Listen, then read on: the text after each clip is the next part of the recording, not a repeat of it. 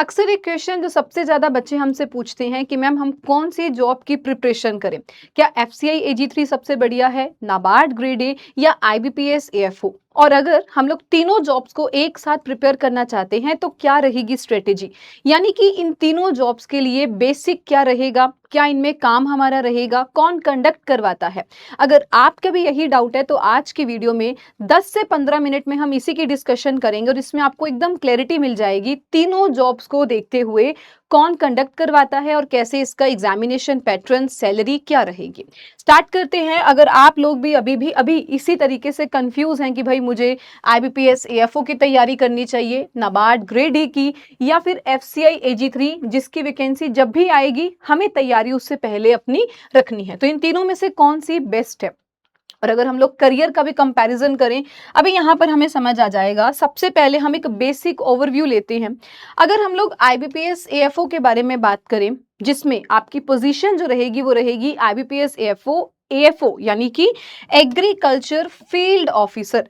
ये एग्जाम आपका कंडक्ट किया जाएगा आईबीपीएस के द्वारा ही, institute of banking personnel selection. और यहाँ पर जो आपकी जॉब रहेगी that will be specialist officer, SO position पर इन पब्लिक सेक्टर बैंक में आपको यहाँ पर काम करने का मौका मिलेगा। दूसरी साइड अगर हम बात करते हैं, आप लोग नाबार्ड ग्रेड ए जैसी बेहतरीन जॉब के लिए अगर प्रिपेयर करना चाहते हैं तो ये एग्जाम आपकी पोजीशन रहेगी असिस्टेंट मैनेजर की। एग्जाम बिल्कुल नाबार्ड खुद ही कंडक्ट करवाता है और यहाँ पर जो आपको काम करना पड़ेगा जॉब का वो रहेगा development and policy level officer. मतलब कि ये लगा लीजिए कि आपको ग्रास रूट पे भी और हाई लेवल मैनेजमेंट दोनों के साथ आपको काम करने का मौका मिलेगा, तो एक एक्सपोजर आपको इस जॉब में ज्यादा रहेगा। तीसरी हमारे पास एक और बहुत अच्छी जॉब आती है जिसका नाम है एफसीआई एजी3। ये जॉब जो है इसमें आप असिस्टेंट ग्रेड 3 पर काम करेंगे। कंडक्ट कौन करता है इसका एग्जाम? तो बिल्कुल FCI food corporation of India ही इसका एग्जाम कंडक्ट करेगा। और यहाँ पर जो आपकी जॉब है वो क्लेरिकल या हम कहें ऑपरेशनल जो है वो ऐसी जॉब रहेगी। इस पर्टिकुलर स्लाइड में हमने इतना समझ लिया कि अगर आप इस एग्जाम के लिए प्रिपेयर कर रहे हैं, कौन करवाएगा, आपकी जॉब रोल क्या रहेगा, किस पे आप काम करने वाले हैं, और तीसरा इस एग्जाम का यानी कि कौन कंडक्ट करवाता है। अब आगे बढ़ते हैं, कुछ और कंपैरिजन करें इसके एक्चुअली एग्जाम को लेके। तो पहला पॉइंट आता है कि भाई ये एग्जाम कंडक्ट ही कौन करवा रहा है, कंडक्ट हमने देख लिया, एलिजिबल कौन कौन रहेगा और इस एग्जाम के लिए पैटर्न क्या रहेगा। सबसे पहला पॉइंट आता है एलिजिबिलिटी को लेके। देखो एलिजिबिलिटी से ना हमें एक चीज का आइडिया होगा कि कंपटीशन कितना है। अगर मैं कहूं कि इसमें केवल एग्रीकल्चर वाले, इसमें आपको कंप्लीट एनी ग्रेजुएट देखने को मिलेंगे, तो मतलब कंपटीशन आपके पास उतना ही ज्यादा रहेगा। सबसे पहले अगर हम एलिजिबिलिटी देखते हैं आईबीपीएस एएफओ की, इनके यहाँ क्लियर कट मेंशन है बीएससी एग्रीकल्चर या जो एलाइड सेक्टर्स हैं, डेयरी हो गया, फिशरी हो गया, ये सब भी आपको इस जॉब के लिए देखने को मिलेंगे। तो बीएससी एग्रीकल्चर और रिलेटेड फील्ड्स वाले जितने भी हमारे एग्रीकल्चर में आते हैं वो सारे इसमें अप्लाई करेंगे। फिर आते हैं नाबार्ड ग्रेड ए।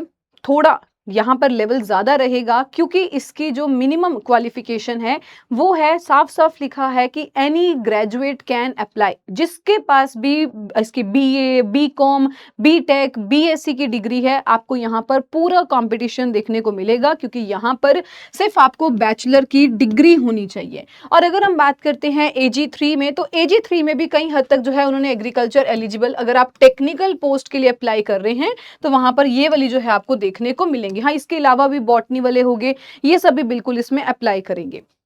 सेकंड हमारे पास आता है कि भाई कंपटीशन का लेवल हमने थोड़ा देख लिया किसमें कितना रहने वाला है, क्योंकि एक में केवल एग्रीकल्चर एलाइड सेक्टर, यहाँ पर आपके पास कंप्लीट कहीं से भी जो है बच्चे किसी भी जिन्होंने भी ग्रेजुएशन की है वो यहाँ पर देखने को मिलेंगे। और इसमें भी कुछ हद तक एग्रीकल्चर एंड उसके अलावा जो कुछ हमारे सेक्टर है, बॉटनी हो गया, कुछ और सेक्टर भी यहाँ पर अप्लाई करेंगे। फिर हमारे पास आता है एग्जाम पैटर्न को देख के।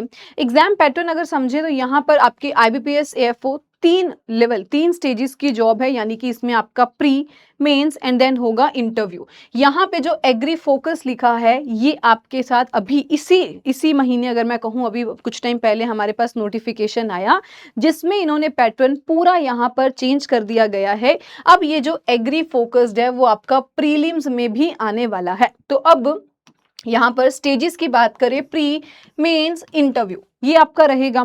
नाबार्ड ग्रेड ए एग्जाम में इसमें भी आपके पास फेज 1, फेज 2 एंड इंटरव्यू, ये रहने वाला है, जिसमें ऑब्जेक्टिव भी और डिस्क्रिप्टिव भी। अब तो खैर आईबीपीएस एएफओ में भी डिस्क्रिप्टिव क्वेश्चन आएगा। और अगर हम एफसीआई एजी3 की बात करें तो इसमें भी आपके पास फेज 1, 2 एंड देन आता है डॉक्यूमेंट वेरिफिकेशन। तो यानी कि जितने भी अगर आप एग्जाम के प्रिपेयर करना चाहते हैं, अगर आपके भी टॉप मोस्ट यही 3 एग्जाम है, एक बात की क्लैरिटी लेके चलिए कि तीनों एग्जाम में पेशेंस आपको काफी रखनी पड़ेगी, क्योंकि तीनों एग्जाम ही आपके कहें तो 3 स्टेज एग्जाम है, तो यहाँ पर टाइम लगेगा।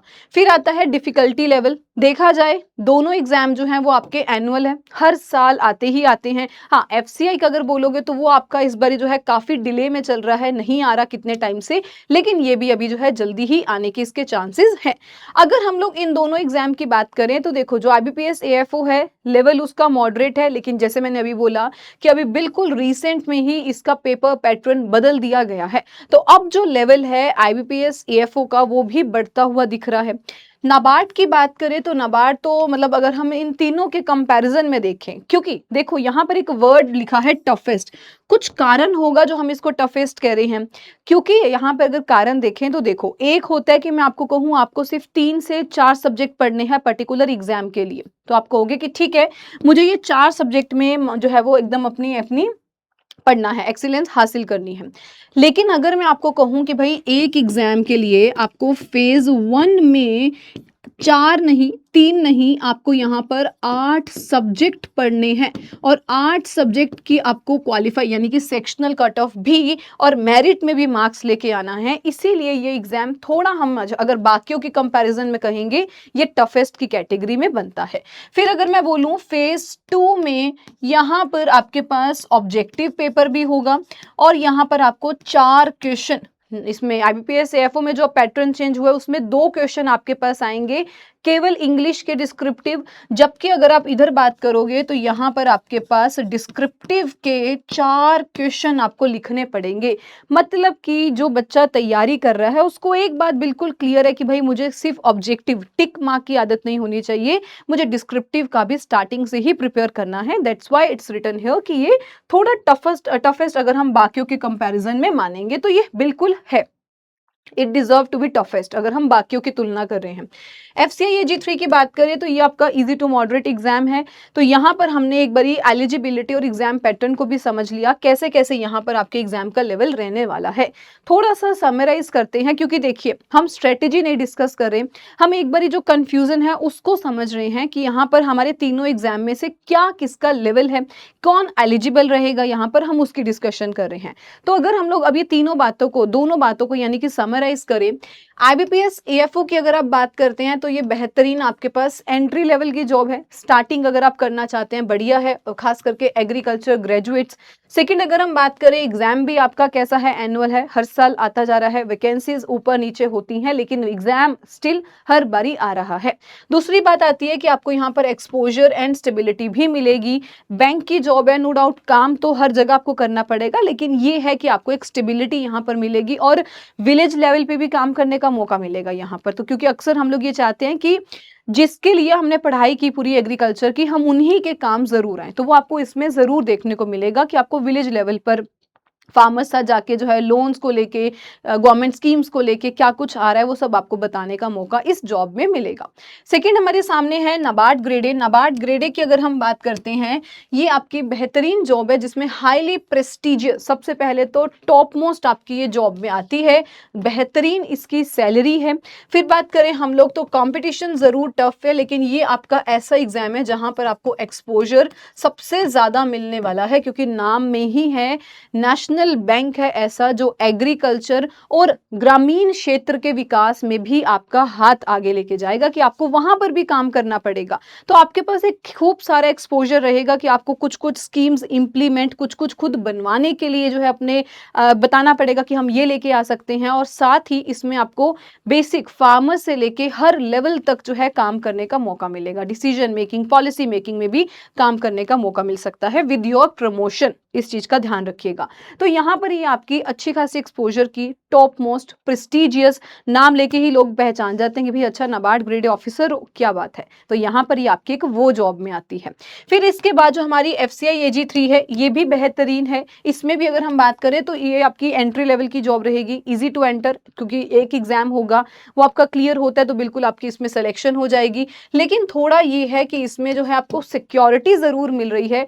ग्रोथ अगर देखोगे, क्योंकि अगर कई बच्चे ऐसे होते हैं जिनको ग्रोथ को लेके होता है कि भई हमें जो है अच्छी जगह से स्टार्ट कर, यानी कि अगर हम एंट्री लेवल पे स्टार्ट कर रहे हैं, लेकिन हमें अपनी प्रोफाइल में जो लास्ट करना है, एंड करना है, वो अच्छी एक पोजीशन पे करना है, तो थोड़ी ग्रोथ जो है वो यहाँ पर कम दिखेगी। बाकी हाँ, अगर आप नाबार्ड में बात कर रहे हो, इसमें बहुत सारे ऐसे लोग हैं जो बिल्कुल नाबार्ड ग्रेड ए से स्टार्ट करते हैं और अपनी लाइफ, अपनी जो है अपनी पूरी जॉब का लाइफ एंड जो है वो करते हैं जीएम पोजीशन पर, टॉप मोस्ट पोजीशन पर जाके करते हैं। तो एक चीज का ध्यान देना, अगर किसी को लाइफ में अपनी प्रमोशन लेनी है, आगे बढ़ना है, आगे का सोचना है, तो वो उस जॉब में हमें जाना है जहां पर आपको अच्छी प्रमोशंस, अच्छा जो है अपना काम करने का मौका मिलेगा। तो ये हमने थोड़ा सा कंपैरिजन किया है कि अगर आप तीनों जॉब को लेके कंफ्यूज हैं, आई होप एक आपको विजन मिला किस जॉब में क्या अच्छा है और किस पे मुझे काम करना है, और क्या ये मेरे फ्यूचर गोल्स के साथ, यानी कि मेरे गोल्स के साथ अलाइन करता है या नहीं करता। तो ये थी आपकी तीनों जॉब में गाइडेंस। आई होप आपको एक क्लैरिटी मिली कि तीनों में अगर आप कुछ सिलेक्शन या कुछ सोचना चाह रहे हैं या उसकी तैयारी को लेके बात कर रहे हैं, तो आपको वो पता लगा क्या इसमें सिलेबस और बेसिकली अगर हम बात करें उसका पैटर्न और एलिजिबिलिटी क्या है। स्टिल अगर आपको कोई डाउट हुआ तो आप लोग बिल्कुल मुझे टेलीग्राम चैनल पर पूछ सकते हैं, शगुन मैम PW टेलीग्राम चैनल, और ये डिस्कशन ग्रुप है जिसे आप ज्वाइन कर सकते हैं। तो आई बिलीव आपके जो डाउट्स हैं वो यहाँ पर क्लियर होते हैं। स्टिल अगर आपको कोई डाउट हुआ तो आप बिल्कुल मुझे टेलीग्राम चैनल पर पूछ सकते हैं। Thank you so much everyone, take care, bye bye, thank you.